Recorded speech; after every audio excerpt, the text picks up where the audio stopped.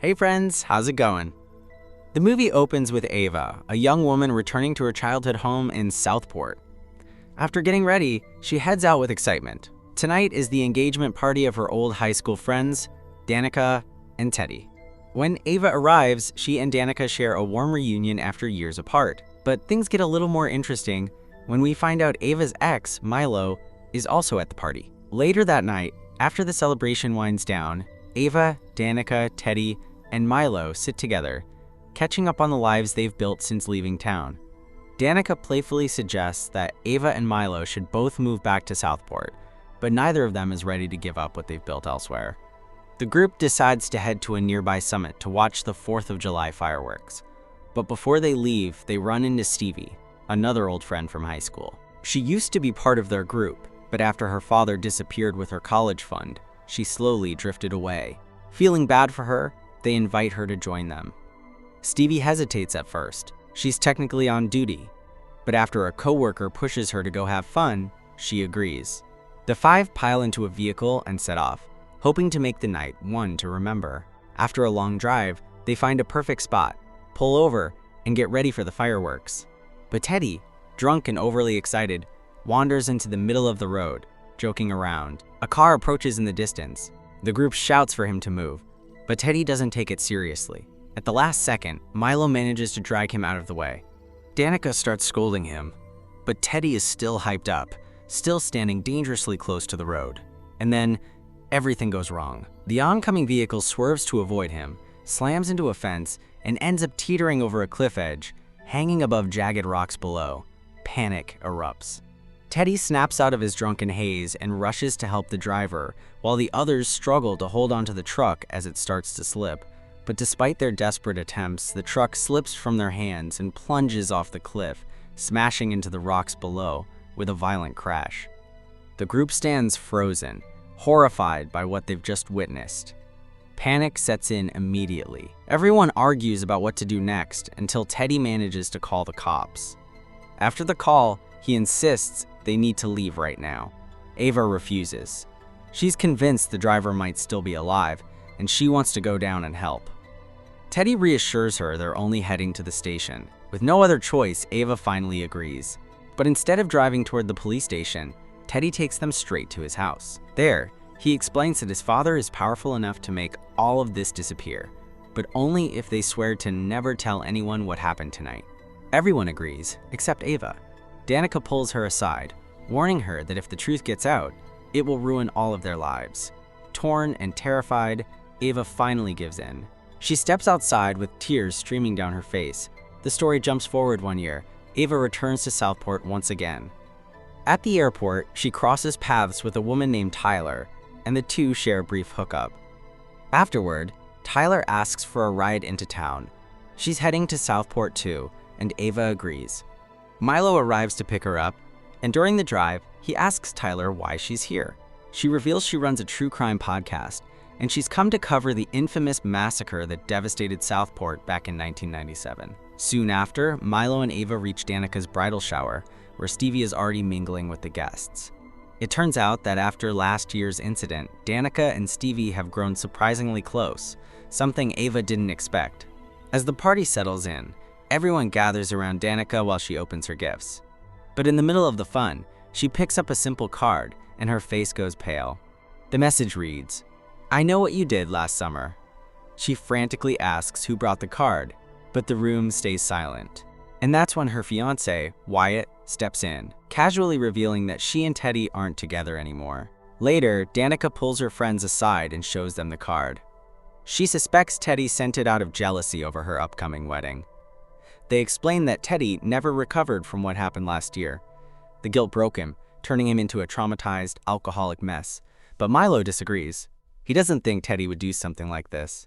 Instead, he wonders if it could be someone connected to the victim, Sam Cooper. Stevie quickly shuts that down. She researched Sam, and he had no family, no relatives, no one who would come after them. A little later, Ava, Milo, and Stevie head out to confront Teddy, who now spends most of his days drunk on his boat. They show him the threatening card and ask if he's behind it. Teddy is furious.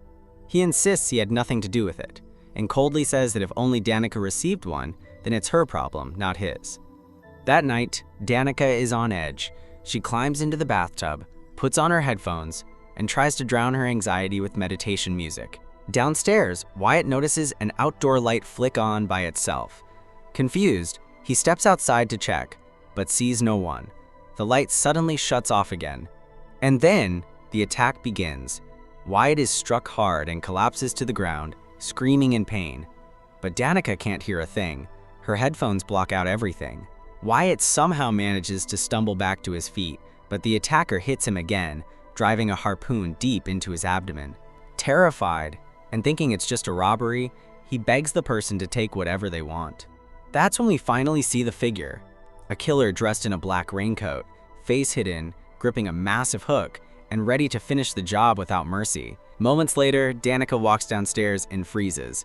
Wyatt's body lies on the floor, lifeless, and beside him is a chilling message smeared out for her to see. You can't erase the past. Hours later at the police station, Danica's friends rush in to comfort her.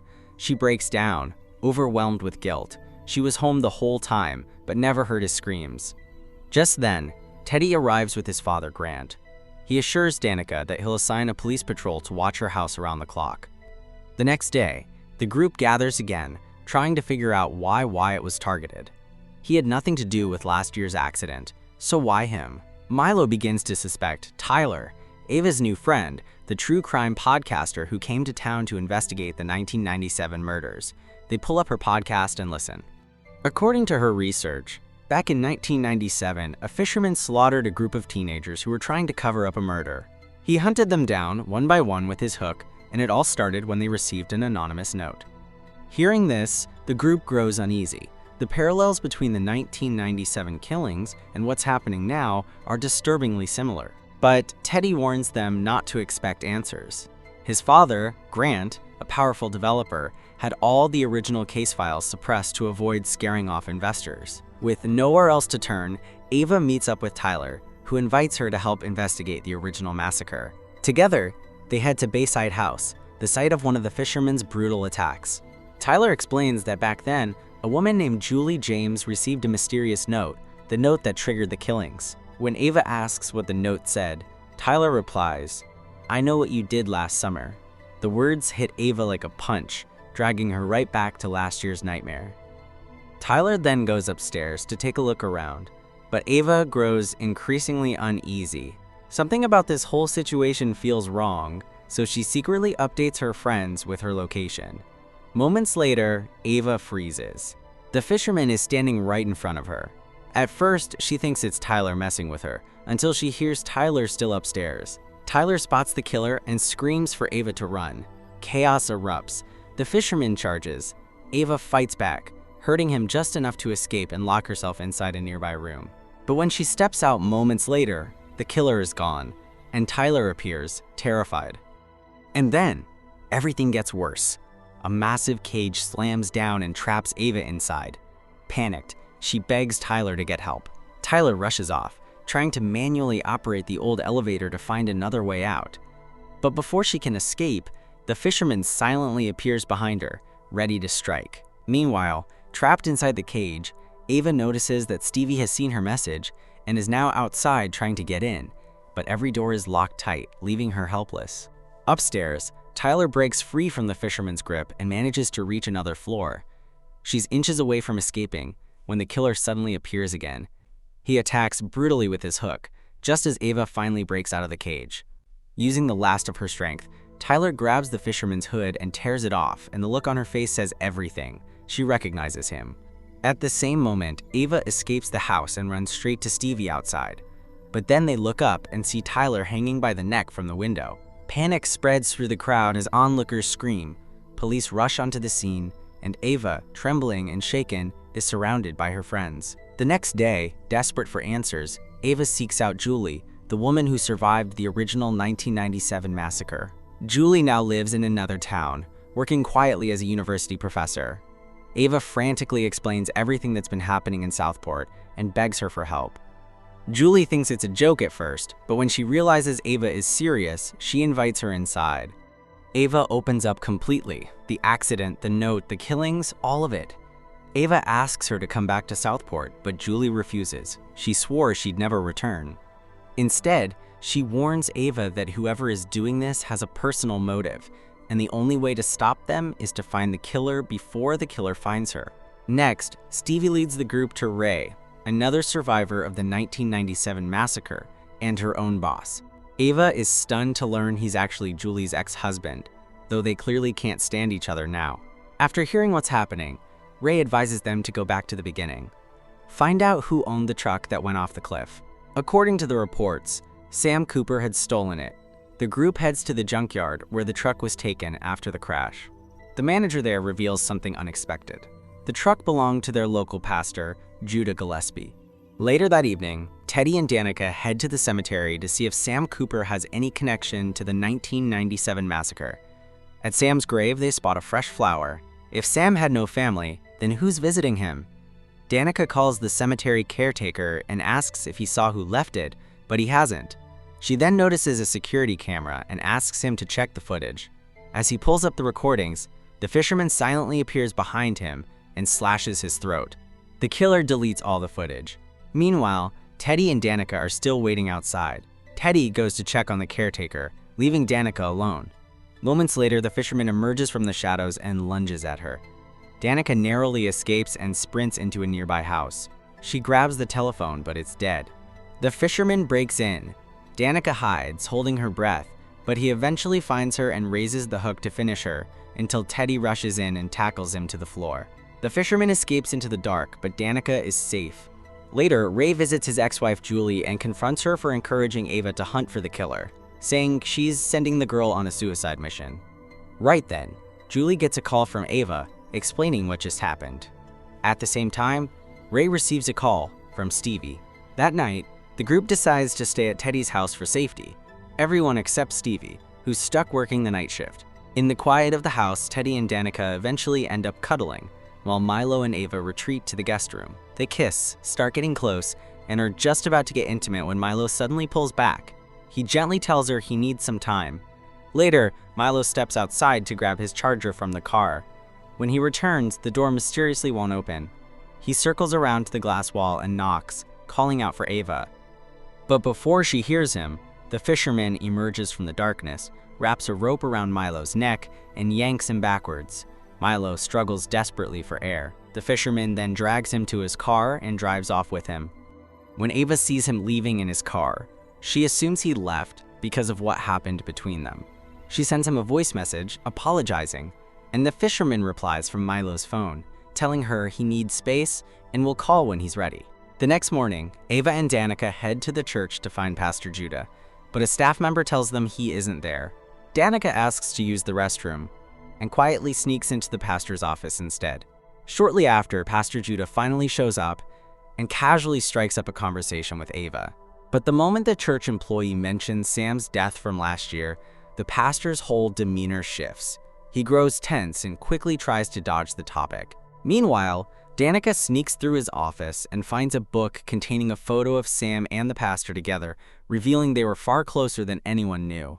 Next, the girls rush to the police station and tell an officer that Pastor Judah is hiding something, and they need to speak with him immediately. But instead of helping, the officer alerts Grant, and the decision is made to hold the girls overnight for being hysterical. They're locked in a holding room, and even their phones are confiscated. That evening, Teddy sits outside drinking alone, watching the 4th of July fireworks light up the sky. Suddenly, he notices his electric gates malfunctioning. He heads out to check. A fatal mistake. The fisherman, who has been lurking nearby, attacks without warning. A brutal fight breaks out. Teddy, injured and bleeding, manages to knock the killer down and stagger toward the house, desperate to warn his family. But he's too slow. The fisherman rises again, drags Teddy into the darkness, and finishes the job. Moments later, Grant hears the doorbell. When he opens the door, his heart drops. Teddy is slumped on the porch, drenched in blood, barely alive. Before Grant can react, the fisherman steps out of the shadows and drives his hook straight through Grant's throat, killing him instantly. The next morning, chaos erupts at the police station. Officers are panicking, and the girls are finally released. As they step outside, they find a crowd gathered in the middle of town. Then they see it. Teddy and Grant's bodies hanging in public, displayed like a twisted warning to everyone. Danica nearly collapses at the sight. Ray rushes over and urges them to leave Southport immediately if they want to stay alive. They agree, but just as they're about to flee, they spot Milo's car. And inside, lying in the back seat, is Milo's lifeless body. Ava breaks down completely, sobbing in shock and heartbreak, but her friends pull her away before she collapses. Stevie leads the girls toward a boat, their only chance to escape this cursed town before the fisherman strikes again. Meanwhile, the officers reach the church to arrest Pastor Judah, but instead walk into a nightmare. The pastor is already dead, left kneeling, his eyes brutally gouged out. As they search the place, they find a disturbing photo among his belongings. It shows Pastor Judah with Sam, and right beside Sam is Stevie, smiling and wrapped around him like they were close. Cut back to the boat. The fisherman suddenly lunges out of the shadows and goes after Danica. The girls scream, and in that moment, the mask comes off. The killer is Stevie. They demand to know why, and Stevie finally snaps. She says she's hated them for years, ever since they abandoned her after her father left town. She spiraled into drugs, ended up in rehab, and that's where she met Sam, the only person who helped her cope. On the night of the accident, Sam borrowed Pastor Judah's truck to go find her because he was terrified she'd relapse.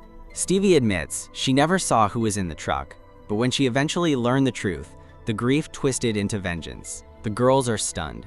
Ava grabs a flare gun, sparking a vicious struggle. Ray spots the chaos from afar as Ava sprints to the deck, screaming for help.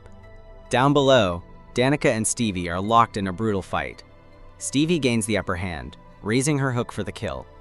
But Ray arrives just in time, gun drawn. He and Ava beg her to stop. Stevie doesn't listen. She plunges the hook into Danica and shoves her overboard. Ray, shattered, fires the shot that finally brings Stevie down. Ava breaks, sobbing over the loss of her best friend. Ray holds her, telling her it's over, even though nothing about this day will ever feel truly over. After the chaos, Ava calls Julie from Ray's bar, telling her everything. Stevie was the killer. But there's one thing she still can't wrap her head around. How could Stevie have done all of this alone? Julie finds that odd too.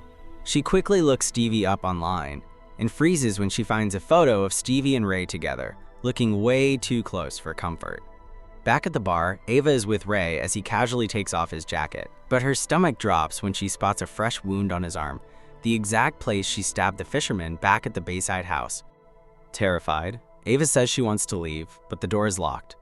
Ray's friendly act falls apart instantly. He admits Stevie wanted to spare Ava. She was the only one who tried to do the right thing that night. But now, he has no choice. Ava is horrified that he killed Stevie, but Ray calmly tells her he didn't, meaning Stevie is still alive. Before she can react, Ray lunges. A brutal fight erupts, leaving Ava badly hurt. Moments later, Julie bursts into the bar and finds Ava collapsed on the floor, a knife lodged in her back. She comforts her, promising help is on the way. Then Ray steps out of the shadows. Julie confronts him, demanding answers. Ray says he's doing what's right. These kids destroyed Stevie's life, taking away the only friend she ever had. And Southport? It betrayed him too, burying the legacy of the 1997 killings just to make the town look good for newcomers. Julie is stunned as Ray calmly explains his final plan. He's going to frame everything on her, claiming she snapped and went on a killing spree.